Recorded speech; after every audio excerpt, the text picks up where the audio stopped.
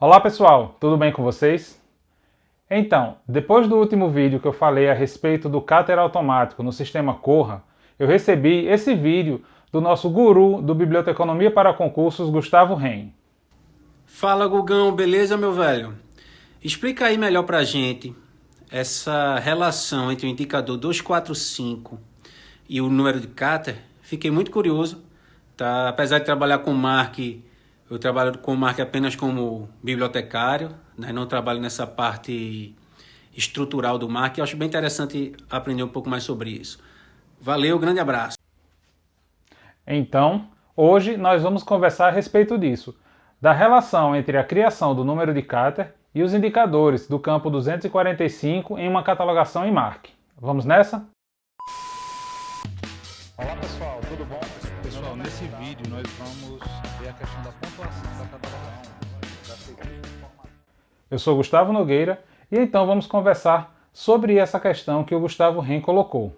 Mas para falar sobre a criação do cáter e sua relação com o 245, nós precisamos antes falar um pouquinho sobre a importância da alfabetação na organização dos acervos. A alfabetação ela é utilizada para refinar a ordem de arquivamento de um acervo, onde é utilizada a classificação como critério de organização desse acervo. Pode parecer estranho, mas nem todo acervo, nem toda biblioteca utiliza a classificação, seja ela CDD ou CDU, como critério de organização do seu acervo nas estantes. Pode parecer trivial, mas não é regra. Por exemplo, vamos ver aqui o caso do título A Didática em Questão, onde nós temos aqui do lado esquerdo o MARC utilizado pelo Instituto Federal do Ceará, certo? Onde nós temos dentro do 090 a seguinte inscrição: o MARC 090, o subcampo A com a respectiva classificação e o subcampo B com a tabela de cáter. E à direita nós temos o mesmo registro utilizando o mesmo sistema de automação, só que agora no acervo da Biblioteca Nacional. À direita nós temos o campo equivalente ao 090, nesse caso 092 porque a Biblioteca Nacional utiliza a CDD, e reparem, ele traz uma outra inscrição. Traz o campo 092, o subcampo A e unicamente com a inscrição 3 em algarismos romanos, depois o numeral 285, 2 e 51. Percebeu que nesse número de chamada não aparece em momento algum a classificação ou o cáter?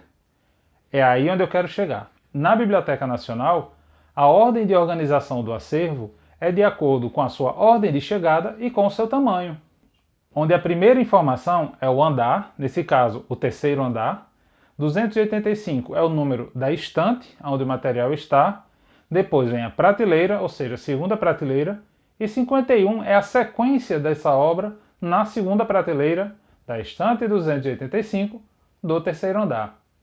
Perceberam que faz o mesmo papel do 090 lá do Instituto Federal do Ceará? Isso vai acontecer com todas as bibliotecas, justamente porque o número de chamada é o endereço do material no acervo, independente de se estar sendo utilizado a classificação e o cáter ou outro tipo de organização. Logo, não é obrigatório organizar acervos de acordo com as tabelas de classificação, fica a critério. Para acervos de universidades ou acervos abertos, de fato se torna bem mais prático. Tá bom.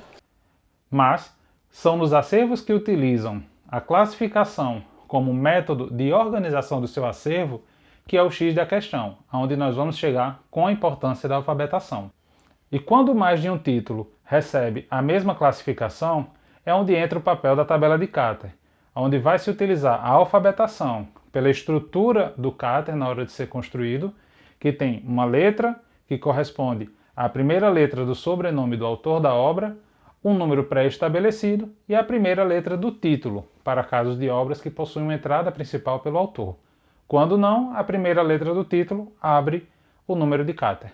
Por exemplo, se mais de um título receber a classificação de direito eleitoral, vamos supor, direito eleitoral comparado, de Barbosa, e o cotidiano das eleições, de Silva, vão receber os seguintes números de chamada, respectivamente: 340, B de Barbosa e o seu número, e a letra D da primeira letra do título. Já para o caso de Silva, 340 da classificação, S de Silva e a primeira letra do título, C. Nesse caso, a alfabetação nos coloca como o de Barbosa primeiro e depois o de Silva. Pronto, está resolvido o problema. Mas vejam só, a primeira letra do título, O Cotidiano das Eleições, na verdade é a letra O. É aí onde nós chegamos na questão que o Gustavo Henrique colocou. Os indicadores do campo 245, que é o campo relativo ao título principal da obra. O segundo indicador, que é o indicador em questão, ele vai fazer o papel de como a máquina vai entender que a primeira letra do título não é a letra O, para esse caso, o cotidiano das eleições, e sim a letra C. No primeiro indicador vai entrar o numeral 1, informando que vai ter entrada também por título, e o segundo indicador, que vai ter o numeral 2 para esse caso, porque vai indicar que precisam ser desprezados dois caracteres, ou seja, a letra O e o espaço. Lembrar que espaço também é um caractere. E qual a importância disso? Suponhamos que os dois autores se chamem Barbosa. Para o caso que nós falamos agora há pouco, de direito eleitoral em direito eleitoral comparado e o cotidiano das eleições, vai acontecer o seguinte, vai inverter as situações. Os dois se chamando Barbosa, vai ser a mesma letra B, os numerais vão coincidir, porém a letra C de cotidiano vem antes da letra D. Então, consequentemente, agora a situação inverte. O cotidiano das eleições vem primeiro e depois direito eleitoral comparado. Então é assim que funciona. E para os casos de títulos em outro idioma, como por exemplo The History of alguma coisa, vai ser colocado no segundo indicador o numeral 4, onde vai representar o TH e o E mais o espaço, ou seja, 4 caracteres a ser desprezado. Viu como é fácil? E de forma prática, como isso vai ser útil? Sempre na organização do acervo e também na hora de preparar listas de compra, ou por exemplo, a lista que vai ser entregue aos inspetores do MEC. A lista estando em ordem alfabética de título vai facilitar para o inspetor. Então, se torna importante saber se o sistema de automação que você está utilizando para catalogar está preenchendo de fato os indicadores, porque na hora de emitir os relatórios, aí sim é onde você vai ver que o indicador preenchido de forma correta vai facilitar a sua vida mais lá na frente. Lembrando que a regra da alfabetação não é coisa do Corra, que foi o que gerou apenas essa colocação do Gustavo Henrique, mas sim é algo principalmente utilizado na biblioteconomia.